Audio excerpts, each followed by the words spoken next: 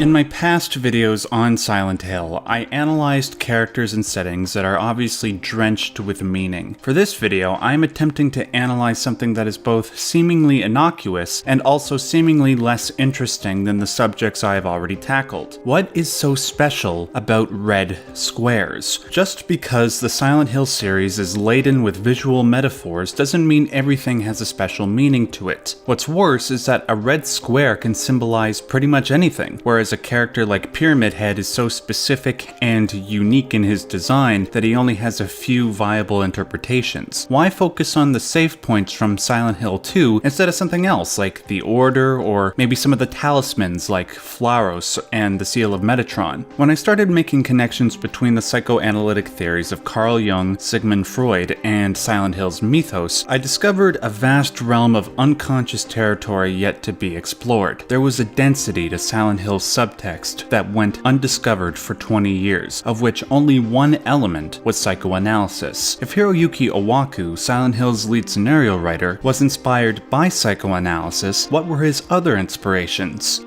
Well, in researching the game's mythology, I came across a subject that was not only of interest to Owaku, but also to the aforementioned Carl Jung. That subject was alchemy, and in alchemy there is a concept that might help explain the meaning of the red squares. Before I explain alchemy's influence on Silent Hill, I feel it's best to take a step back and list what we know for certain about the red squares. In Silent Hill 2, when James looks at the red square in the well, he says the following: "Looking at this makes me feel like someone's groping around inside my skull. It gives me a weird feeling." These red squares are not limited to the save points either. They cover the mouths of the nurses in both Silent Hill 2 and Silent Hill 3. When a fan asked the former creature designer for Silent Hill, Masahiro Ito, why the squares cover the mouths of the nurses, Ito responded by saying it has something to do with 9 red squares. The 9 squares he refers to are, of course, the final save point in Silent Hill. According to the Silent Hill 2 guidebook, the final save point has to do with James's memories no longer being repressed. Finally, there are other uses of squares in the Silent Hill series, specifically in Silent Hill 3. There are squares hanging above corpses, squares on the back of wheelchairs, and some of these squares depict the mouth and ears of Alessa, except all these squares aren't red. That's about all we know for certain. What we still don't know is why Owaku was keen on using squares and why he made them red. Before I attempt my explanation, allow me to repeat. The symbolism of a square is so vague that it can mean everything or nothing. There will be viewers who think I'm reading too much into the squares, or not enough. What I'd like to ask my viewers to do this time is not focus so much on what I believe the red squares symbolize. Rather, focus on the material I cite leading up to my conclusion. Even if my ultimate conclusion is wrong, I believe I have unearthed aspects of Silent Hill that almost nobody has noticed before, and those aspects are as intriguing, if not more than, my overall hypothesis. Let us now bring up the subject of alchemy. Alchemy has a long, complicated history that cannot be summarized without sacrificing crucial details. For now, I will have to ask the alchemy enthusiasts out there to forgive my oversimplifications, as I am doing them for the sake of time and clarity. Prior to the Enlightenment era and scientific chemistry, alchemy was the practice of trying to transform lesser elements into greater elements. For example, there was a belief that one could find a way to transmutate lead, a lesser metal,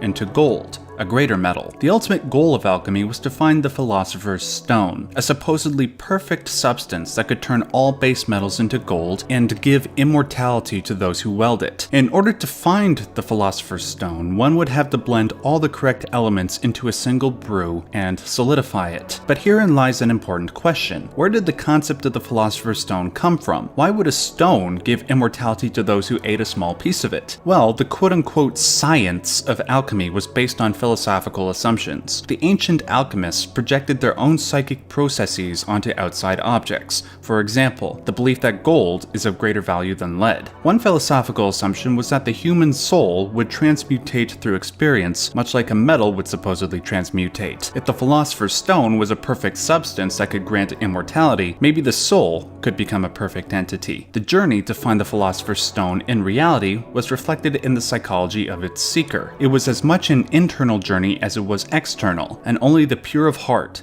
could attain both. In case you didn't notice, there are several references to alchemy in the Silent Hill series. In my research, I discovered that several alchemical symbols populate the inner ring of the Order's crest, the halo of the sun. The symbols refer to various ingredients such as magnesium, beeswax, and the aforementioned gold. For a time, these were the only concrete references to alchemy I noticed. However, by pure chance, I discovered a YouTube user named Reinstall Paul, who put out a series of videos on Silent Hill less than a year ago. In one of his videos, he cited several references to alchemy that I would have never noticed, one of which was a picture of the green lion devouring the sun. According to Paul, this picture marks the halfway point of the 7-step alchemical process, as well as the midpoint in the hero's journey. On top of this picture appears halfway through the first Silent Hill game. The 7 steps of alchemy are reflected in the symbols of the 7 Olympian spirits. These symbols appear on the TV screens in the Silent Hill Mall. Finally, I'd like to refer back to how the alchemical process is as much about perfecting the soul as it is about perfecting matter. Paul pointed out that the character of Harry's last name, Mason, means stone. Harry is on a journey to find what is most precious to him, his daughter Cheryl. To do this, he has to go through hell and back to find her. His journey is as much internal as it is external. In going through hell to find his daughter,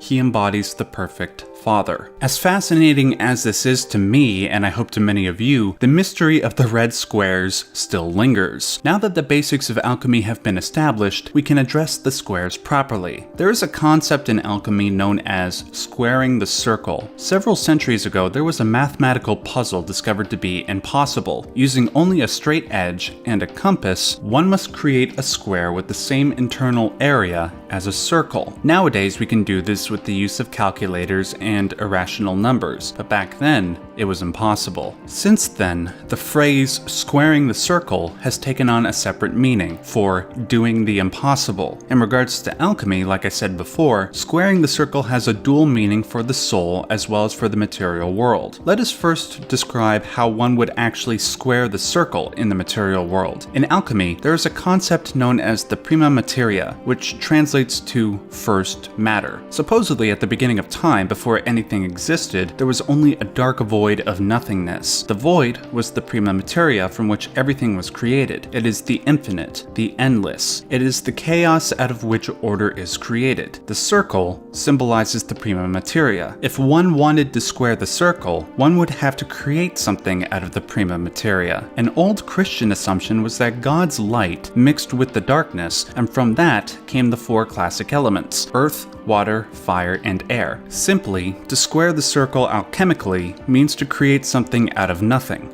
an impossibility. But again, there is an external meaning as well as an internal meaning when it comes to alchemy. According to Carl Jung, squaring the circle in psychological terms referred to bringing something from unconsciousness into consciousness. Think about it. If the beginnings of alchemy involved creating something material, something ordered, out of chaos, out of nothingness, one could do the same thing internally. One could bring something that is unconscious into conscious territory. One could find something in the black, mysterious void of our unconscious and bring it into the light. This takes the form of introspection. Now, usually, introspection can be quite painful, but quite necessary. In order to grow on a spiritual level, one must identify the parts of ourselves that are undesirable and find ways to eradicate them. Carl Jung referred to this process as the confrontation with the shadow. For example, when you were a child, maybe you were chastised for stealing cookies from the cookie jar. In order to grow, you had to identify your sinful tendencies towards immediate gratification and greed and bring them under your control. Once again, bringing your unconscious tendencies into consciousness.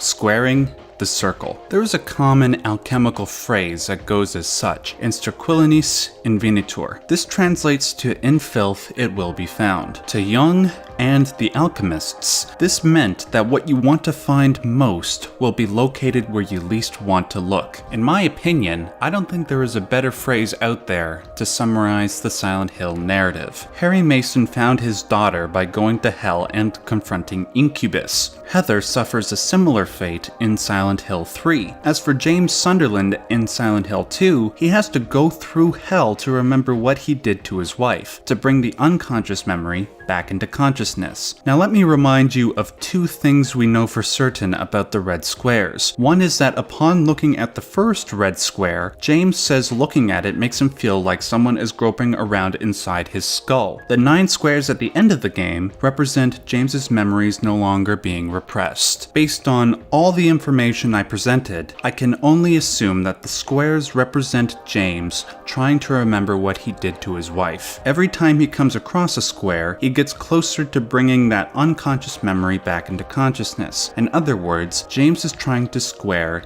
his circle, to make conscious something unconscious. As for why the square is red, and why it covers the mouth of the bubblehead nurse, Masahiro Ito gives us a hint. The meaning of the head of the bubblehead nurse is representative of suffocated Mary's swollen head under the pillow. One can deduce that the reason why the red square is in front of the nurse's face is because the forces of Silent Hill are trying to remind James that he suffocated his wife with a pillow. Red symbolizes death. The reason why the red squares are on the face of the nurse in Silent Hill 3 is probably because Heather is trying to remember what happened to Alessa and how Lisa Garland, a nurse, looked after her. Or maybe Alessa's memories are trying to be expressed in Silent Hill's otherworld. After all, the squares featuring Alessa's mouth and ears could be memories of her insanity and pain trying to find expression. As for why a red square would cover the mouth, well, what better way is there to give form to one's unconscious thoughts than to express them through speech? Covering the mouth is symbolic for repressing something seeking expression. It is only when the thought isn't being repressed that it might be displayed in all its horror, whether it's a bleeding ear, a shrieking mouth, or James suffocating his wife through a square television screen. Thanks so much for watching. If you liked this video, make sure to hit that like button, that helps the channel out a lot. Make sure you go and check out Reinstall Paul's Silent Hill series. I'll link to it in the description box below. Finally, if you want to see more content like this, please consider checking out one of the other videos in my series on Silent Hill mythology.